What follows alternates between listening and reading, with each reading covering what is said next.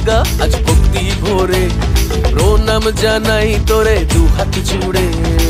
ও মা দুর্গা আজ ভক্তি ভরে প্রণাম জানাই তোরে দু হাত জুড়ে।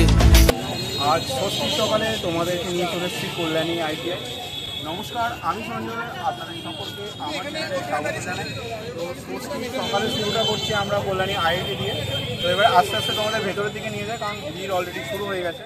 তবে তার আগে আমাদের এখানের পৌঁছানোর জার্নিটা একটুখানি শেয়ার করি, যাতে করে প্রথমবার আপনারা যারা এখানে আসছেন তারা খুব সহজেই আসতে পারেন।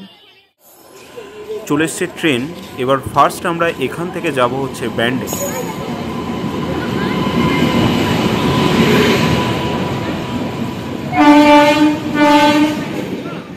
সকালের শরতের আকাশটা ছিল একেবারে মন ভালো করে দেওয়ার মতো, কারণ একটু দূরের জার্নির ক্ষেত্রে যদি ওয়েদার ভালো না থাকে তাহলে অনেক সমস্যা হতে পারে। মর্নিং সকলকে। তো এখন বাজতে গেল সকাল 8:30, আর আমি রয়েছি ট্রেনে। তো এই দুদিন তো একা একা ঠাকুর দেখা হলো। তো আজকে আমার সাথে রয়েছে, এদিকে রয়েছে রানা। হ্যাঁ, অনেকদিন পরেই বেরোচ্ছি সবাই মিলে একসাথে। তো আজকে জমিয়ে এনজয় হবে।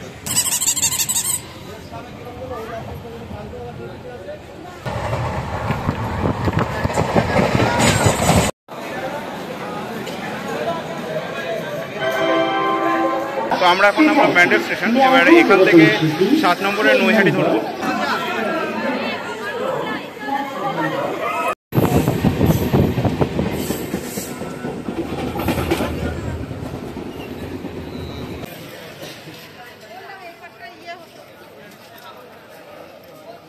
রয়েছে আমরা নৈহাটি, এরপর এখান থেকে যাবো হচ্ছে কল্যাণী। তাই তো রানা?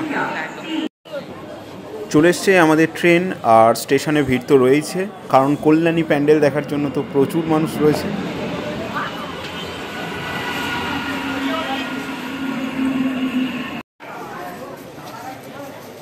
নেমে পড়েছি কল্যাণী। এরপর ফার্স্ট যাব হচ্ছে সবার পছন্দের যে প্যান্ডেল, কল্যাণী ITI।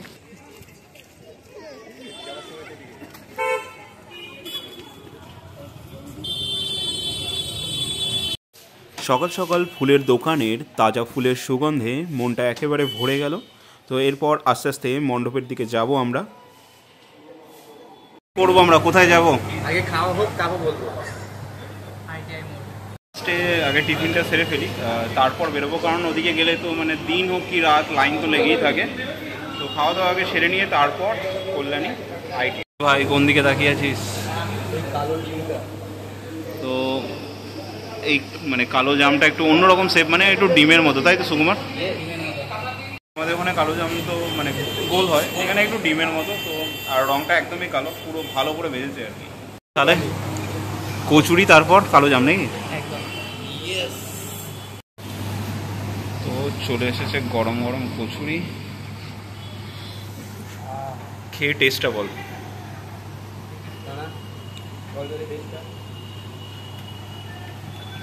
তরকারিটা এবার খেয়ে বল, বল খেয়ে বল এবারে, মানে কেমন লাগছে বল? মোটামুটি মানে পোড়ার তো একটা আলাদা রকম ইয়ে থাকে। সুকুমার খেয়ে বল। হ্যাঁ খা। তল সস বল।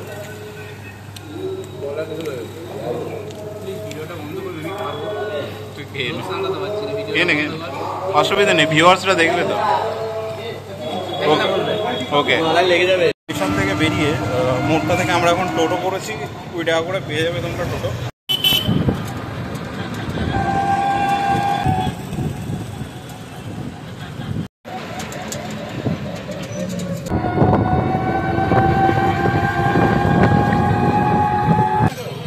তো আমরা নামলাম কল্যাণীর প্যান্ডেলের ঠিক এই পেছনটাতে।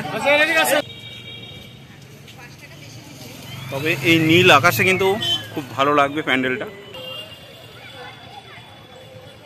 এখন থেকেই দেখা যাচ্ছে ভিড় শুরু হয়ে গেছে, সামনে খুব একটা জায়গা নেই, আর ভলেন্টিয়ার দাদারা তো এদিকে ব্যস্ত হয়ে পড়েছেন খুব। রয়েছি তোমাদের সবার পছন্দের প্যান্ডেল কল্যাণী ITI। তো চলো, ভিড় অলরেডি শুরু হয়ে গেছে এই সময় থেকে। এখন বাজতে গেল প্রায় 11টা। ভিড় এখন থেকেই শুরু হয়ে গেছে। আস্তে আস্তে মণ্ডপের ভেতরে যাই, তোমাদের প্রতিমা দর্শন করাই এবং প্যান্ডেলটাও খুব ভালোভাবে দেখানোর চেষ্টা করি। কল্যাণীর এই লুমিনাস ক্লাবের এবছরের থিম মায়ানমারের বিখ্যাত সিনবিউম প্যাগোডা বৌদ্ধ মন্দির, যেটি সম্পূর্ণ সাদা রঙের। তবে এই শরতের নীল সাদা আকাশে সাদা প্যান্ডেলটি বেশ সুন্দর লাগছে।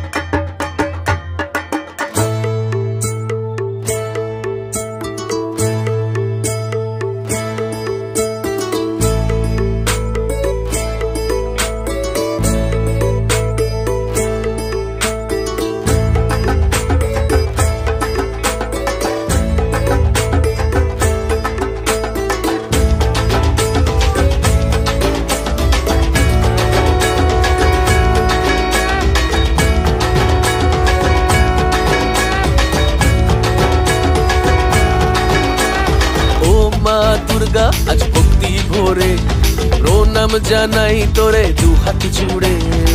ও মা দুর্গা আজ ভক্তি ভরে প্রণাম জানাই তোরে দু হাত জুড়ে। তুই আসবি বলে ওরা সে পথ চেয়ে দে মোদের ঠাই তোর চরণ তলে। একবারে মণ্ডপের ভেতরে, মণ্ডপটির ভেতরটিকে সাজানো হয়েছে পাটকাঠি, কয়েদবেল সহ নানান প্রাকৃতিক সামগ্রী দিয়ে, যেগুলিতে বার্নিশ করে শিল্পীদের হাতের ছোঁয়ায় অপূর্ব সুন্দর রূপ পেয়েছে এই মণ্ডপটি। এই মূর্তিটি তৈরি করেছেন প্রতিমা শিল্পী অর্ণব গোস্বামী। আর এবছর এখানকার মা সেজে উঠেছেন 100 কেজির ওপর সোনার গয়না দিয়ে। মায়ের মুখটিতে এক অন্যরকম স্নিগ্ধতা ফুটে উঠেছে। কল্যাণীর প্যান্ডেলটা দেখে এবারে যাব রথতলার দিকে, তাই তো? কেমন লাগলো বল?